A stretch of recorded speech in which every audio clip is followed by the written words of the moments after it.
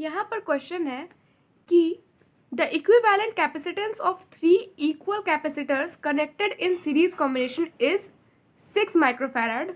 If these 3 capacitors are connected in parallel, find out equivalent capacity of the combination. हमें question ये बता रहा है कि 3 इक्विवेलेंट कैपेसिटर है, मतलब कि 3 कैपेसिटर्स हैं जिनका कैपेसिटेंस बराबर है और वो तीनों सीरीज़ में कंबाइंड है. और जब वो तीनों सीरीज़ में कंबाइंड है तो वो मिलकर एक इक्विवेलेंट कैपेसिटेंस दे रहे हैं जो कि है 6 माइक्रोफैराड. और हमसे पूछा ये जा रहा है कि अगर इन्हीं 3 इक्विवेलेंट कैपेसिटर्स को हम लोग पैरेलल में कनेक्ट कर देते हैं तो फिर कितना कैपेसिटेंस वो देंगे. तो सबसे पहले हम लोग को कैपेसिटेंस ऑफ कैपेसिटर निकालना पड़ेगा. मतलब हम लोग को निकालना पड़ेगा कि ये जो कैपेसिटर यूज़ हुआ है, ये जो 3 इक्विवेलेंट कैपेसिटर यूज़ हुए हैं यहाँ पे, उनका कैपेसिटेंस है क्या. तो चलिए इस क्वेश्चन को सॉल्व करते हैं. मान लेते हैं लेट द कैपेसिटेंस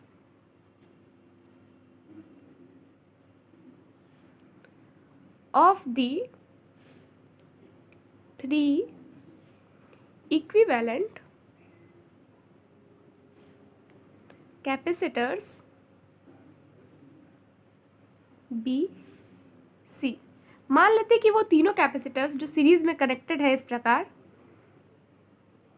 ये 3 कैपेसिटर्स जो सीरीज़ में कनेक्टेड है उन सब का कैपेसिटेंस C है. ठीक है. देन अब हम जानते हैं कि सीरीज़ में जब कैपेसिटर्स कनेक्टेड होते हैं तो कैपेसिटेंस, इक्विवेलेंट कैपेसिटेंस का फॉर्मूला होता है 1 reciprocal of equivalent capacitance is equal to reciprocal of capacitance of one capacitor, reciprocal of capacitance of second capacitor and reciprocal of capacitance of third capacitor. या ऐसे ही आगे भी ये फॉर्मूला बढ़ते जाता है जितने ज़्यादा कैपेसिटर्स सीरीज़ में कनेक्टेड है. तो यहाँ पे तीनों कैपेसिटर्स का कैपेसिटेंस हमने C लेट कर लिया है क्योंकि तीनों कैपेसिटर्स का कैपेसिटेंस इक्वल है. तो फॉर्मूला मॉडिफाई होके बनता है 1/C plus 1/C plus 1/C. इसको आप सिंपली ऐड कर देंगे तो आ जाएगा 3/C क्योंकि डिनोमिनेटर तो C ही है और 1 + 1 + 1 = 3. तो अब हम लोग आगे आते हैं, इसको और मॉडिफाई करेंगे तो 1/C equivalent is equal to आ गया 3/C, यानी कि C equivalent is equal to आ गया C/3. ये हमें यहाँ से पता चला है. अब हम लोग को दिया हुआ क्या है, गिवन दैट हम लोग को पता है कि C इक्विवेलेंट 6 माइक्रोफैराड है. कैसे पता है, हम लोग को क्वेश्चन में बताया गया था, हमें ये क्वेश्चन में ही बताया गया है कि C इक्विवेलेंट 6 माइक्रोफैराड है जब ये 3 कैपेसिटर्स सीरीज में कनेक्टेड थे. तो सिंपली हम लोग C इक्विवेलेंट का फॉर्मूला यहाँ पे मतलब वैल्यू यहाँ पे पुट कर सकते हैं C इक्विवेलेंट का. Then C equivalent is equal to 6 microfarad is equal to C/3, यानी कि यहाँ C का वैल्यू क्या आ जाएगा, ये 3 इधर मल्टीप्लाई में चला जाएगा, 3 6 जा 18 माइक्रोफैराड. यानी कि ये जो C है, यानी कि ये जो 3 कैपेसिटर्स यहाँ सीरीज में कनेक्टेड है, ये सब 18 माइक्रोफैराड्स के कैपेसिटर्स हैं.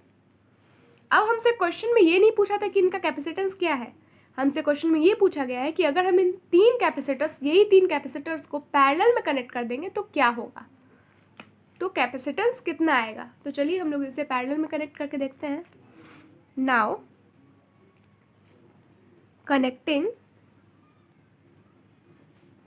these capacitors in parallel, we get, जब हम इन 3 कैपेसिटर्स को पैरेलल में कनेक्ट करते हैं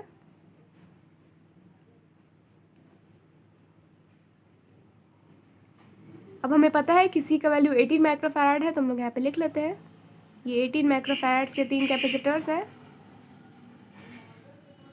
ये पैरेलल में कनेक्ट हो गए हैं. तब इक्विवेलेंट कैपेसिटेंस क्या आएगा, हमें पता है कि जब पैरेलल कॉम्बिनेशन में कैपेसिटर्स कनेक्ट होते हैं तो इक्विवेलेंट कैपेसिटेंस का फॉर्मूला हो जाता है C1 plus C2 plus C3 और ऐसे ही आगे भी चलते रहता है जितने भी कैपेसिटर्स यूज हुए हैं पैरेलल में कनेक्टेड है। यहाँ पे C इक्विवेलेंट का वैल्यू क्या आ जाएगा? अब हमें पता है कि ये तीनों सेम है, यानी ये भी C है, ये भी C है, ये भी C, क्योंकि तीनों इक्विवेलेंट कैपेसिटर्स है और तीनों का कैपेसिटेंस है कितना? तो 18 माइक्रोफैराड तीनों का है।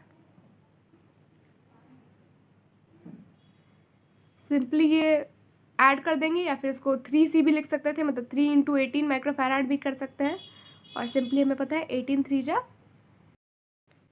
54, तो 54 माइक्रोफैराड हमारा आंसर आ जाएगा।